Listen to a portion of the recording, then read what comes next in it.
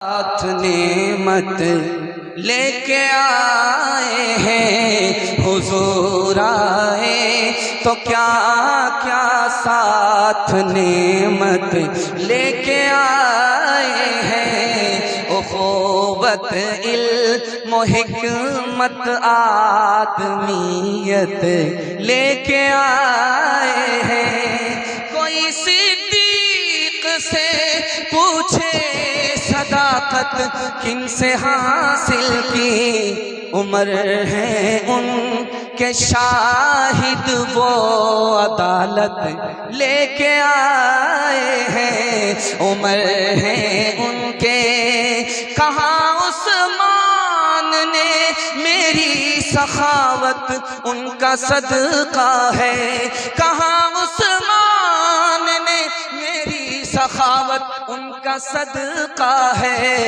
अली देंगे शहादत वो शुजात लेके आए हैं, अली देंगे। तीसरा पैगाम खत्म हुआ। मैं जब आया तो शुरू में देखा कि कुर्सी खाली है, तो मैं समझ गया कि पिंडाल तो लंबा चौड़ा है, ये मिलाद हो गया है। लेकिन मैंने सोचा कि मुझे क्या फर्क पड़ता है, अगरबत्ती मोमबत्ती साथ लेकर के जाऊंगा, जला करके सबका एक साथ फातिहा करूंगा। लेकिन माशाअल्लाह जलसा होता रहा और बनता रहा, और अब तो कुर्सी भी बची रही है। मैं आपके वास्ते दुआ करता हूँ, अल्लाह इस जलसे को जमीन से लेकर के आसमान तक कबूल फरमाए, आमीन सुभान। चौथा पैगाम आपकी खिदमत में नबी की सुन्नत के हवाले से रखता हूँ। यहाँ से लेकर के वहां तक सुनने के लिए तैयार जोश के साथ हाथ उठाइए इंशाअल्लाह। आप तो घबरा गए हैं कि बार बार गलती होती है, 7 खून माफ है। मैं भी आपकी जगह होता, अचानक सवाल होता, मैं भी फंसा। एक किताब है, उसका नाम है दरबार अकबरी। उस किताब में लिखा है कि अकबर बादशाह के दरबार में सबको दाढ़ी थी, सब दाढ़ी रखता था। लेकिन अचानक क्या हुआ कि सब सफाचट हो गए, चेहरा फुटबॉल का मैदान। रात में बच्चा परेशान कि ये बाप है कि माँ।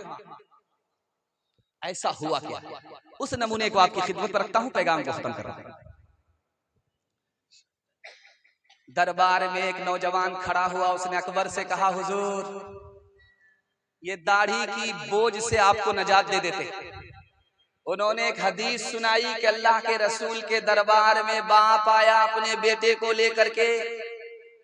बेटे को दाढ़ी नहीं थी, मोच नहीं थी, तो अल्लाह के रसूल ने बशारत दी कि जिस तरह इस बच्चे की शक्ल है, इसी तरह जन्नतियों की शक्ल जन्नत में होगी। बादल गरजा कहां, बरसा कहां, अगले ही दिन सब सफाचट हो। एक नमूना आपके जमीर को झंझोड़ने के लिए मैं एक बात कहता हूं, ये कटक है। यहां से लेकर के पंजाब तक आपको चैलेंज करते हैं कि कोई सिख को, पंजाबी को भीख मांगता हुआ दिखाइए, आप नहीं दिखा सकते। और दूसरा नमूना आपके लिए, सिख और पंजाबी के लिए यह है कि आप कटक से पंजाब तक दिखाइए कि सिख बगैर छोटी बड़ी दाढ़ी के हो, बगैर पगड़ी के। ये दाढ़ी नबी की सुन्नत जिंदा कौन कर रहा है? पंजाबी। ये पगड़ी नबी की सुन्नत जिंदा कौन कर रहा है? पंजाबी। नुक्ते की बात आपकी खिदमत में रखता हूं, आंख से पट्टी हटा रहा हूं। नबी की सुन्नत को जिंदा किसने किया? पंजाबी ने। चेहरे को दाढ़ी से सजाया, सर को पगड़ी से सजाया। आज दुनिया सिख और पंजाबी को सरदार कहती है। तीसरा नमूना, आखिरी नमूना आपकी खिदमत में रखता हूं। एक आदमी मुसलमान होकर के गया दिल्ली, 2 लाख का कुत्ता खरीद करके लाया, और उसको गोद में ऐसे पाल रहा है जैसे लोग बच्चे को पालते। तो किसी आलिम दीन से मुलाकात हुई तो कहा कि नबी ने मना किया है, जिस घर में कुत्ता होता है उसमें रहमत के फरिश्ते नहीं आते। तो वो बोलता है इसीलिए तो पाल रहा, जब फरिश्ते आएंगे नहीं मेरी रूह निकालेंगे, मैं जिंदा ही रहूंगा, मरूंगा। तो उस अकलमंद से कहा गया, अरे अल्लाह के बंदे अकल का नाखून लो, आखिर कुत्ता भी तो मरता है, जो कुत्ते की रूह निकालता है वही तुम्हारी रूह निकालेगा। हाथ उठाइए, वादा कीजिए नबी की सुन्नत को ढूंढ ढूंढ करके जिंदा करेंगे इंशाअल्लाह। इंशाअल्लाह। सीधा जमात में जाकर के जेल में जाकर के दाढ़ी रखेंगे, हाथ उठा दीजिए इंशाअल्लाह। हम आए हैं पहुंचाने के लिए, देर नहीं लगेगी। जो लोग मोहम्मद के वफादार नहीं हैं, अल्लाह की रहमत के वो हकदार नहीं है। हासिल है जिन्हें इश्क़े मोहम्मद का खजीना, कौनैन की दौलत के वो तलबगार नहीं है। जो दीन हमें सुल्तान मदीना, हम उसके बदल लेने को तैयार नहीं है। किस मुंह से मोहम्मद के वो बनते हैं फिदाई, अग़यार की रस्मों से जो बेजार नहीं है। किस मुंह से मोहम्मद के वो बनते हैं फिदाई, अग़यार की रस्मों से जो बेजार नहीं है। दुनिया और आखिरत के हवाले से पैगाम मोहब्बत में इतना डूब करके आप सुन रहे हैं कि मेरी जबान कैंची की तरह चल रही है। इतना बड़ा मुताले का बोझ आप आसानी से उठा लेते हैं। अल्लाह इस मोहब्बत को सलामत रखे, हमारे सुनाने को, आपके सुनने को बेहद कबूल फरमाए। ये समंदर है। दुनिया में एक शख्स गुजरा, उसका नाम है अफलातून। उसने समंदर का सबसे ज्यादा सफर किया। उससे पूछा कि समंदर में सबसे खतरनाक चीज तुमने कौन सी देखी? कहा, जो समंदर का सफर करता है वो मौत का सफर करता है।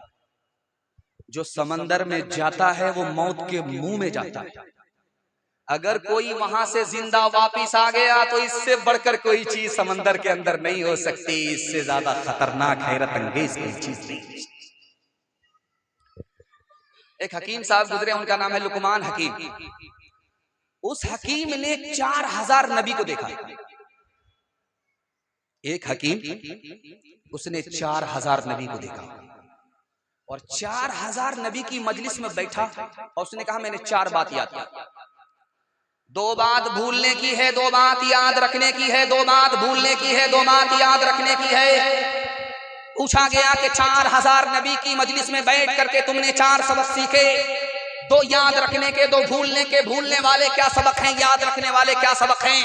तो उसने कहा कि भूलने वाले 2 सबक को गौर से सुन लो। नेकी करो, भूल जाओ, याद मत रखो। नेकी करो, दरिया में डालो, भूल जाओ, याद मत रखो। किसी पर एहसान करो, भूल जाओ, याद मत रखो। और याद रखने की 2 ही चीज है, खुदा को मत भूलो, याद रखो। मौत को सामने रखो, मत भूलो। आखिरत की तैयारी खुद ब खुद हो जाए। डॉक्टर के पास मरीज पहुंचा, कहा, डॉक्टर साहब मैं गरीब आदमी हूं, फीस छोड़ दीजिए, माफ कर दीजिए। अगर आप फीस माफ कर देंगे, आज मुसीबत में आप मेरे काम आएंगे तो मैं भी आपकी मुसीबत में काम आऊंगा। तो डॉक्टर के पैर के नीचे से जमीन निकल गई कि ये गरीब आदमी मेरे किस काम का है। तो डॉक्टर ने पूछा कि तुम कौन सा काम करते? कहा, कौन सा काम? सबसे बड़ा काम मैं ही करता, मुर्दा को ठिकाने में ही लगाता और कब्र में ही खोदता। वो बोला, मेरे बाप, तुम्हारा नहीं तुम्हारे खानदान का हम फ्री में इलाज करेंगे, तुम बहुत बड़ा काम करते हो। हमने माना अजल आएगी एक दिन, हमने माना अजल आएगी एक दिन। क्या पता है कहाँ रूह परवाज हो, हमने माना अजल आएगी एक दिन।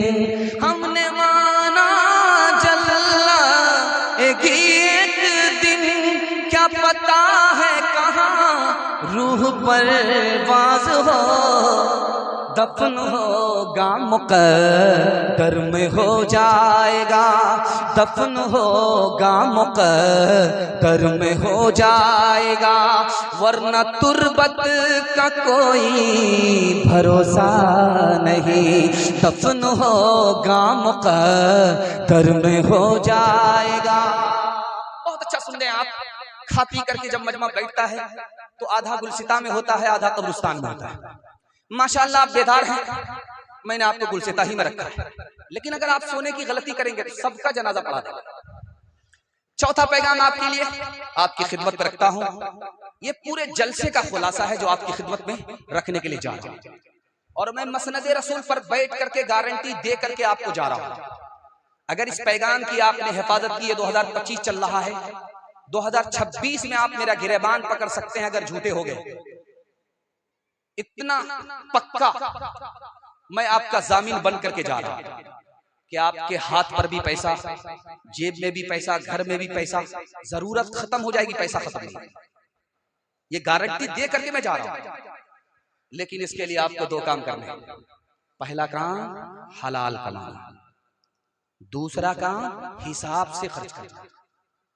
आप हलाल कमा करके 1 साल दिखा दीजिए, हिसाब से खर्च करके 1 साल दिखाइए।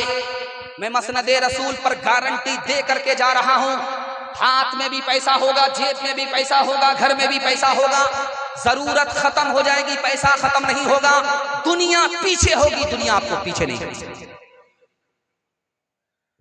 आप ईदगाह में बैठे हैं जलसा सुनने के लिए, कानपुर उत्तर प्रदेश में एक आदमी किसी आरिफ के पास आया शिकायत लेकर के कि देखिए फलां आदमी मस्जिद का कोना दबा दिया। का घबराओ नहीं, वो मस्जिद का कोना उसके पूरे मकान को खींच लेगा। अभी 1 ही महीना तो गुजरा था, उसके यहाँ कोई हादसा हुआ, पूरा मकान बेच दिया, खरीदने वाले ने पूरी मस्जिद में दाखिल किया। दूसरे नमूने को आप ध्यान से सुनिएगा, तेजी के साथ निकल जाएगा। बूढ़ा बाप बेटी के यहाँ आया पनाह लेने के लिए, तो बेटी ने कहा मैं तुमको पनाह नहीं दे सकती, घर से निकलो। बाप ने कहा मैं तुम्हारे बुढ़ापे का सहारा हूं, तुम मेरे बुढ़ापे का सहारा हो, मैं जाऊं तो कहां जाऊं, तुम मेरी बेटी हो, मुझे बेटा नहीं है, मैं तुम्हारे यहाँ पनाह लेने के लिए आया। बेटी ने कहा ऐसे नहीं जाओगे तो धक्के दे करके निकाल दो। सारे मोहल्ले के लोग इकट्ठा हो, बेटी की मलामत शुरू कर दिया कि तुमने बाप को बाप नहीं समझा। अरे इस बाप की कहानी तो पहले सुन लो, इसने बेटी को बेटी नहीं समझा, इतना बड़ा सुदखोर है कि मैं मुसीबत में पड़ी, कर्जा मांगा, मेरे कर्जे पर भी इसने जोड़ जोड़ करके सूद लिया है। जब इस हरामखोर को अपनी बेटी की पहचान नहीं है, इसकी इंसानियत चली गई, इसका इस्लाम चला गया, तो मैं भी इसको नहीं पहचानती, मैं इसको अपने घर में पनाह नहीं दे सकती, धक्के दे करके निकालता। जब आदमी हराम खाता है, कमाता है, तो सबकी निगाह से गिर जाता है। एक मिसाल पैगाम को खत्म करना, दिल्ली के एक शायर थे, उनका नाम था